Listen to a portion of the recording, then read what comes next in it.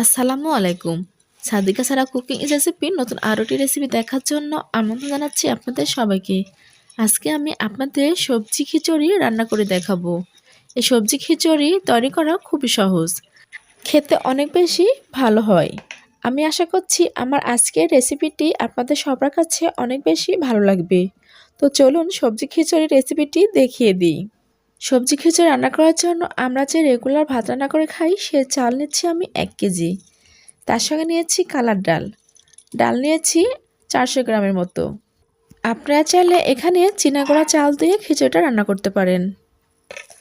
তার সঙ্গে দিচ্ছি সবজি, এখানে সবজি নিয়েছি আমি বাঁধাকপি আর আলু। আপনারা আপনাদের পছন্দ মতো সবজি দিয়ে খিচুড়িটা রান্না করতে পারেন। আমি আজকে খিচুড়ি রান্না করব হাতে মেখে খিচুড়ি রান্না করব। আর আজকে খিচুড়ি রান্না করা হবে 6-7 জন মানুষের জন্য। দিচ্ছি পেঁয়াজ কুচি, তার সঙ্গে রসুন। এবার দিচ্ছি কাঁচামরিচ, মাঝখান দিয়ে চিড়ে দিলাম। মরিচ দিলাম 200 গ্রামের মতো। দিচ্ছি হলুদের গুঁড়া 1.5 চা চামচ।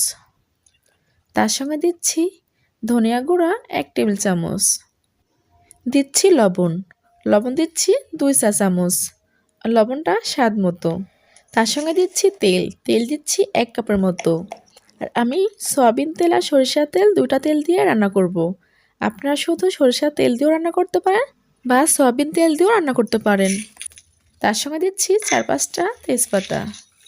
এবার সবগুলো উপকরণ হাত দিয়ে মাখিয়ে নেব। চালসহ সবজি আর উপকরণ হাত দিয়ে ডলে ডলে ভালোভাবে মাখিয়ে নেব। মানে আমি খিচুড়ি রান্না করছি হাতে মেখে খিচুড়ি রান্না করলে খেতে অনেক বেশি ভালো লাগে। সবজি সহ উপকরণগুলো চালের সঙ্গে ভালোভাবে হাত দিয়ে মাখিয়ে নিলাম। এবার দিচ্ছি পানি দিলাম 3 লিটারের মতো হবে, কারণ এখানে সবজি আর চাউল ডাল দিয়ে আমার অনেক হয়ে গেছে, সেজন্য পানির পরিমাণ দিলাম 3 লিটার। আর পানি দিয়েছি হালকা কুসুম গরম। এবার পাতিলটা আমি চুলার উপরে বসিয়ে চুলা জালটা ধরিয়ে দিলাম।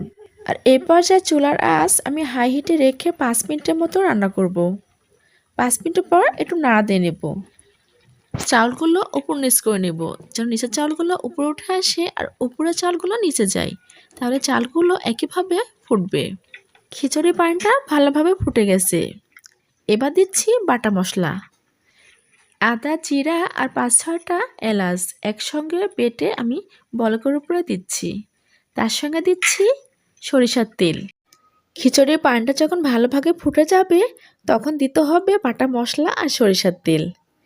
এই পর্যায়ে সরিষার তেল আর বাটা মশলা দিলে খিচুড়িটা খেতে অনেক বেশি ভালো লাগে। আর সরিষার তেলের ঘ্রাণে খিচুড়ি ম করে।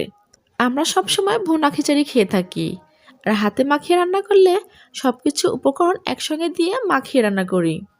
একবার এভাবে রান্না করে খেয়ে দেখুন, খিচুড়ির স্বাদ আপনাদের মুখে লেগে থাকবে। সব কিছু উপকরণ নাড়াচাড়া করে মিশিয়ে নিলাম। এবার ঢাকনা দিয়ে ঢেকে রান্না করব 10 মিনিটের মতো।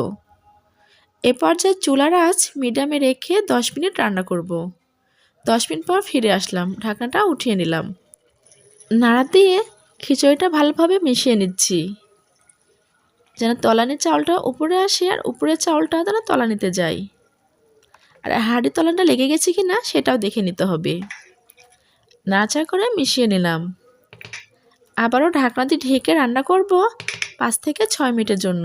এই পর্যায়ে চুলার আঁচ মিডিয়াম থেকে কমিয়ে 5 থেকে 6 মিনিট রান্না করলাম। 5 থেকে 6 মিনিট পর ঢাকনা উঠিয়ে আবারও খিচুড়িটাকে ভালোভাবে নাড়াচাড়া করে মিশিয়ে নিতে হবে। খিচুড়িটা নাড়াচাড়া করে মিশিয়ে নিতে হবে যেন তলানিতে লেগে না যায়, আর খিচুড়িটা ধরে গেলে খেতে ভালো লাগবে না। উল্টে পাল্টিয়ে খিচুড়িটা রান্না করলাম। আমার খিচুড়ি রান্না শেষ। দেখুন খিচুড়ি রান্না করা অনেক সহজ। আপনাদের খিচুড়িটা এমন ঝরঝরা হয়?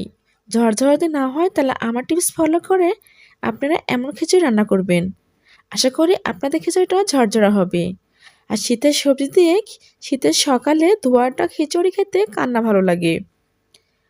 আশা করি আমার আজকের রেসিপিটা আপনাদের কাছে অনেক বেশি ভালো লেগেছে।